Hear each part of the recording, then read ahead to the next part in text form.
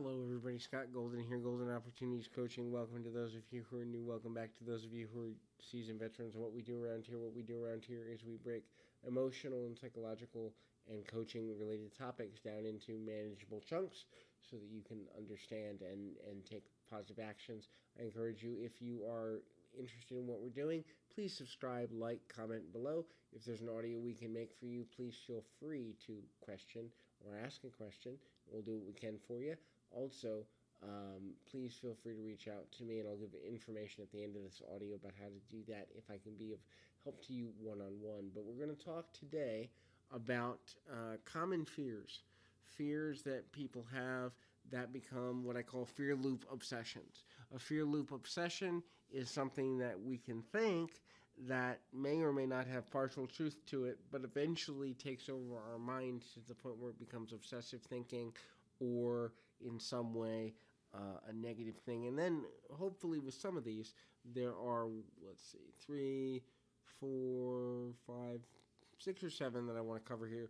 But with some of these, I hopefully can give you a way to kind of counteract them a little bit or look at them differently to maybe help you break the loop to alleviate some of the psychological stressors and thereby give you better quality of life. So one of the common ones is I'm going to be abandoned, I'm going to be left behind, I'm going to be forgotten, I'm going to be not as important as I want to be, I'm going to be I'm going to outgrow the people in my life, or someone's going to leave me. Guess what? Here's the reality of that situation.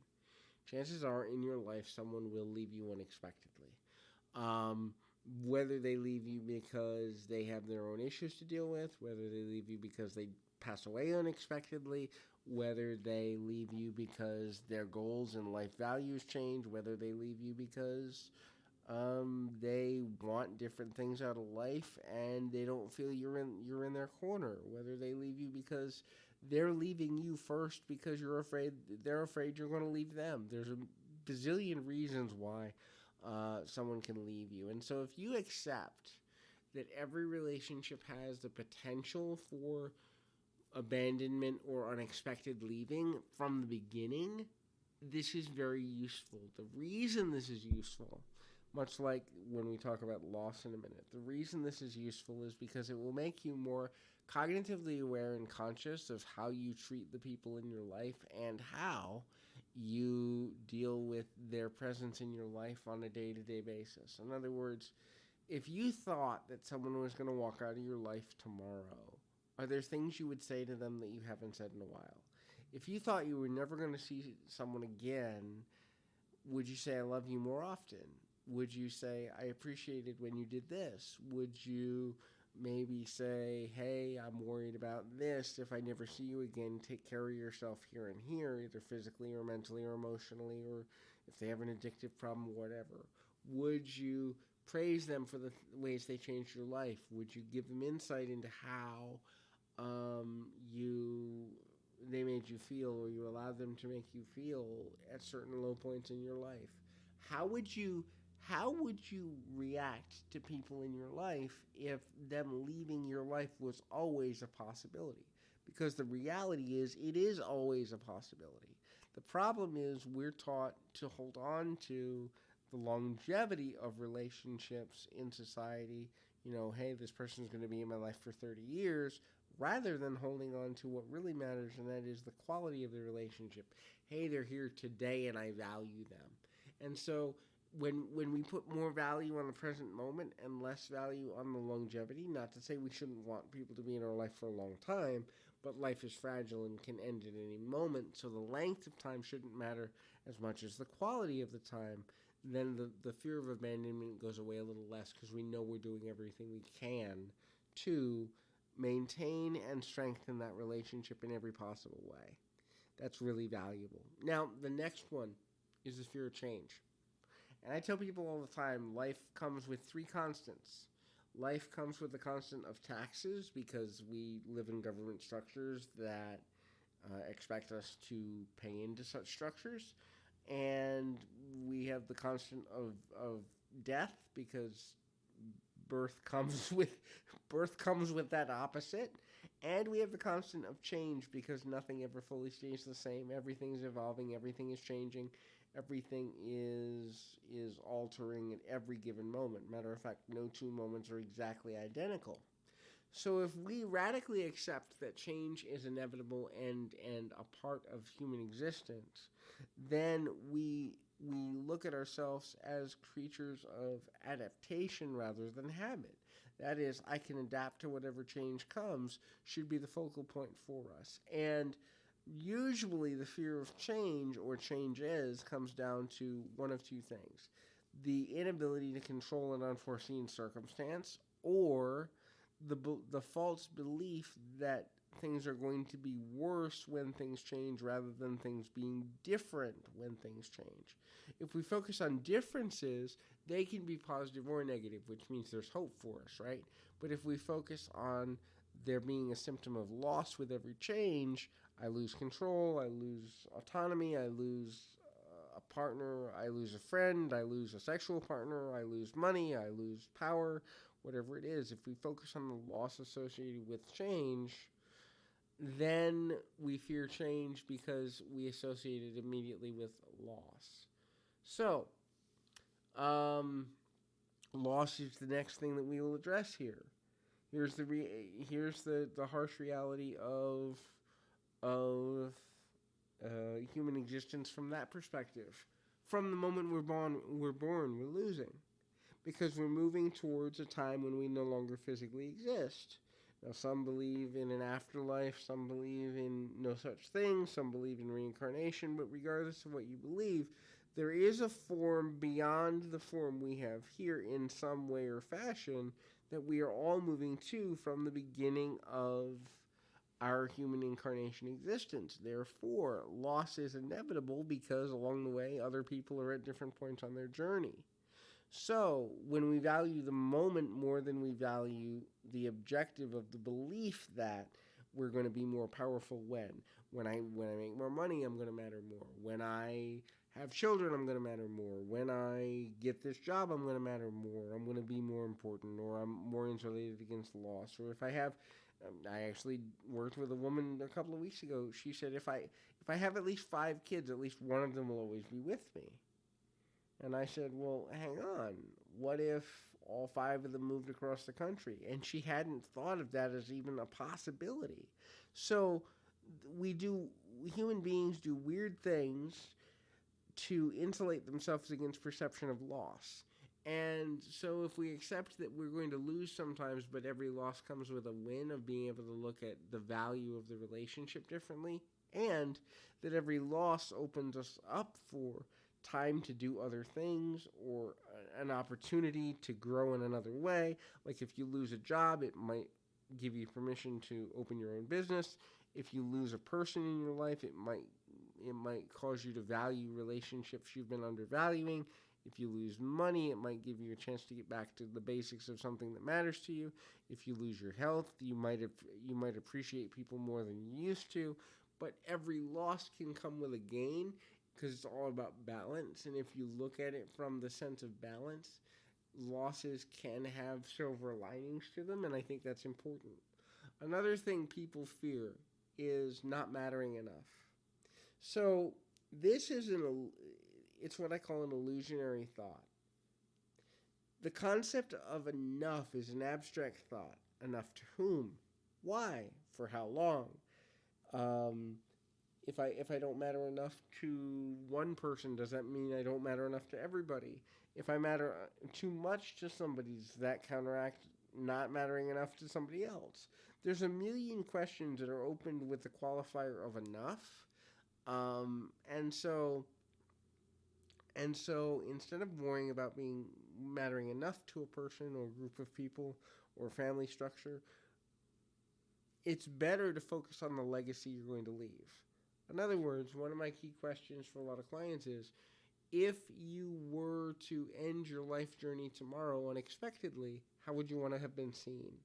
What impact did you want to make on the world? What do you want your family and friends and loved ones to say about you? What are some things that are going to be said about you that might surprise you?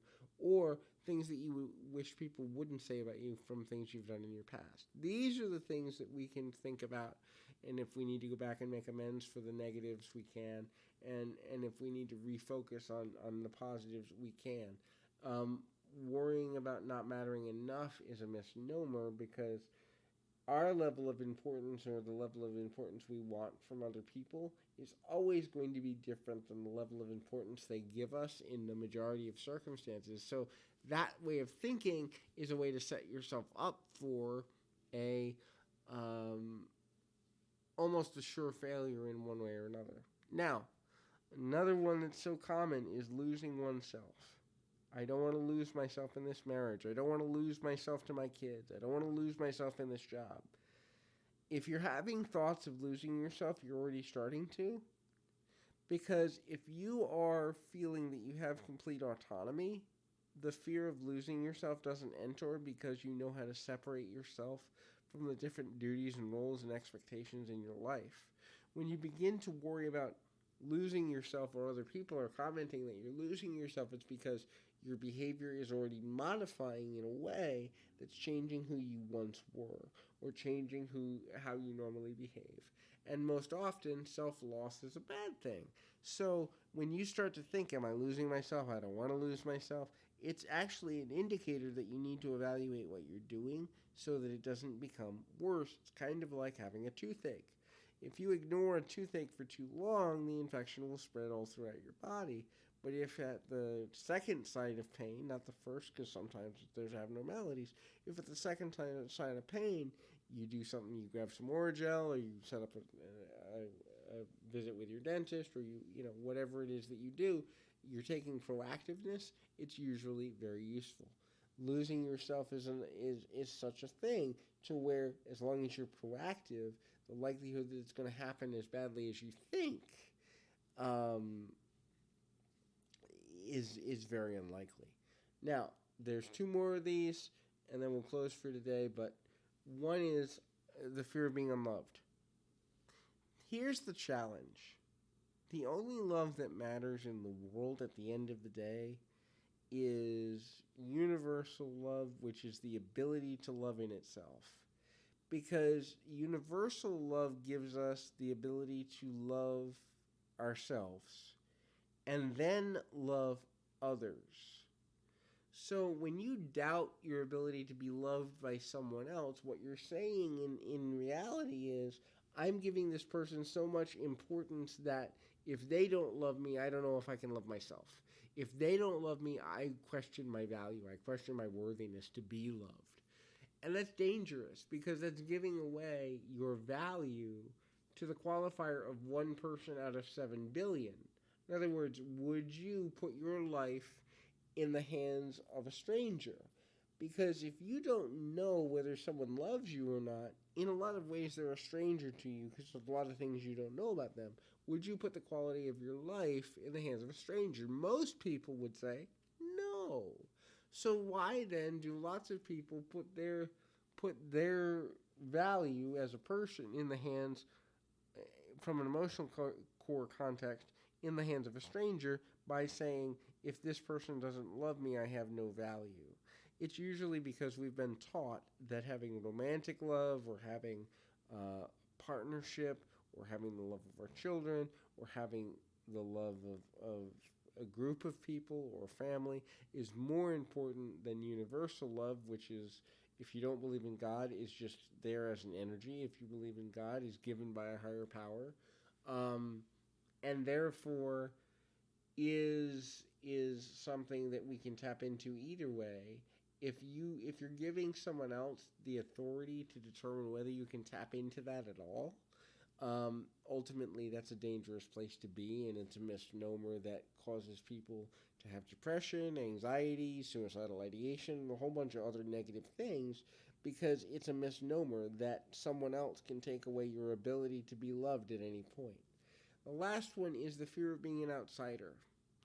So the outsider mentality comes from the groupthink mentality that in order to be valuable, we have to have a social group, we have to have a tribe. And in an ideal society, we all would have these things, right? Because Human beings were not created to be solitary creatures. They were created to be social creatures. That being said, if you don't have a tribe or you don't have a group of people that you identify with, that's an opportunity to grow one, to get one, to identify one, to discover one, to create one. It's not an opportunity to focus on the fact you don't have one, although that's what many people do. And so, in doing so, they create their own misery because they think they're an outsider. But the reality is, you may be outside of the group you want to be part of, but that doesn't mean you're outside of the world or outside of social acceptability. And that's what most people do is they awfulize and they think, hey, I'm out because these people don't want to be friends with me, because these people don't want to date me, because these people don't want to hire me, I'm an outsider.